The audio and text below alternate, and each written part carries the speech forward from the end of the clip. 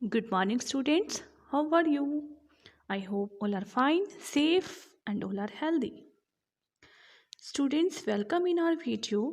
Today, in this video, we are going to discuss part E long question answer of chapter 11, that is our solar system.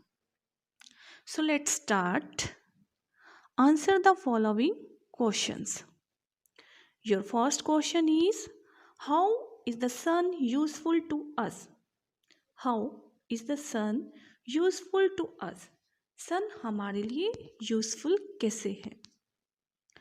Answer, sun is the main source of energy for the earth. Plants need sunlight to make food. All animals are directly or indirectly take food from plants. All living beings take energy from the sun. Students, you know that sun is the main source of energy for the earth. हमारी अर्थ के लिए जो main source of energy है हमारी अर्थ पर, हमें energy mainly किससे मिलती है? सन से. We all get energy from the sun and we get energy from the sun in form of heat and light. सन से हमें हीट भी मिलती है, गर्मी भी मिलती है और लाइट भी मिलती है, रोशनी भी मिलती है. ओके.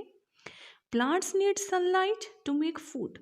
प्लांट्स को सनलाइट की ज़रूरत होती है क्योंकि प्लांट्स सनलाइट का यूज़ करके अपना फूड प्रिपेयर करते हैं.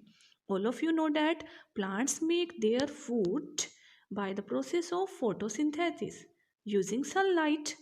प्लांट्स को अपना फूड बनाने के लिए सनलाइट की ज़रूरत पड़ती है. And all the animals are directly और indirectly take food from the plants. और सभी एनिमल्स, ह्यूमन बींग्स डायरेक्टली और इनडायरेक्टली किसी भी तरीके से प्लांट्स से ही फूड लेते हैं. We get food from the plants in form of seeds, in form of pulses, in form of grains, vegetable, fruits. Okay.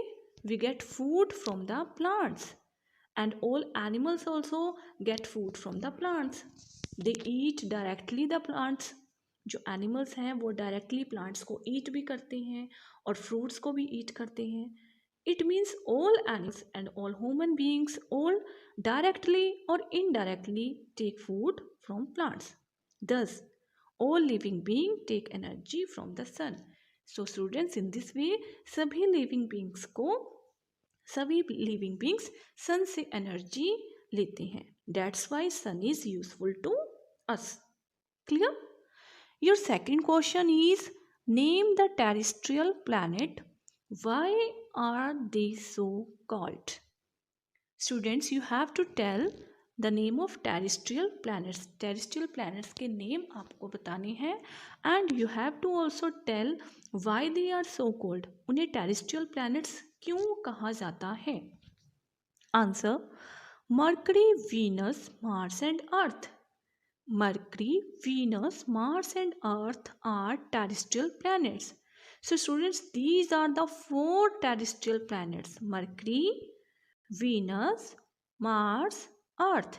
These are terrestrial planets and they are called terrestrial planets because they have solid and rocky surface similar to Earth. Students, जैसे you know that Earth is made up of metals and from rocks. हमारी अर्थ है जो metals और rocks से बनी हुई है. अर्थ का जो सरफेस है वो सॉलिड सरफेस है. In the same way the Mercury, Venus, Mars also are made up of rocky metals and rocks. ये सब भी मेटल्स और रॉक्स से बने हैं और इन सभी प्लैनेट्स का भी अर्थ की तरह सॉलिड और रॉकी सरफेस है. That's why these are known as terrestrial planets. Clear? Now next question is, state the conditions necessary for existence of life on a planet. Planet पर existence के लिए कौन सी कंडीशन ज़रूरी होती है? किसी भी प्लैनेट्स पर अगर हम चाहते हैं कि हम किसी प्लैनेट पर रहें, लाइफ पॉसिबल हो, तो कौन सी कंडीशंस होनी चाहिए जो ज़रूरी कंडीशंस होती हैं? So answer is the necessary conditions are number 1 presence of atmosphere. उस प्लैनेट पर एटमॉस्फेयर की प्रेजेंस होनी चाहिए। मीन्स जिस प्लैनेट पर चाहते हैं कि लाइफ पॉसिबल हो, तो वहाँ पर सबसे फर्स्ट कंडीशन क्या है? एटमॉस्फेयर होना चाहिए। And second is presence of water its surface. उस प्लैनेट पर वाटर की प्रेजेंस भी होनी चाहिए। And third is right size and right distance from the sun, making it neither too hot nor too cold. उस planet का सन से distance भी राइट होना चाहिए। मीन्स ना बहुत ज़्यादा डिस्टेंस पे होना चाहिए वो प्लैनेट, ना बहुत कम डिस्टेंस पे होना चाहिए। मीन्स ना तो वो बहुत ज़्यादा गर्म होना चाहिए और ना ही बहुत ज़्यादा ठंडा। अगर प्लैनेट सन के बहुत ज़्यादा पास होगा तो वो बहुत हॉट होगा, और अगर उससे बहुत दूर होगा सन से तो वो कोल्ड होगा।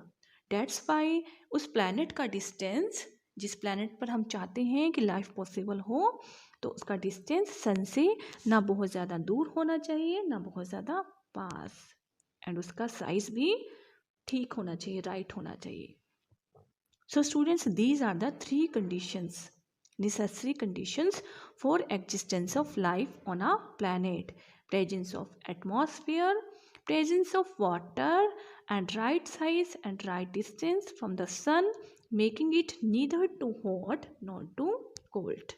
Okay, so students, today we will we have discussed only 3 questions of part E. Question number 1, 2 and 3. Rest of the question we will discuss tomorrow. So today you have to write only these 3 questions in your fair notebook of science. Okay, thank you.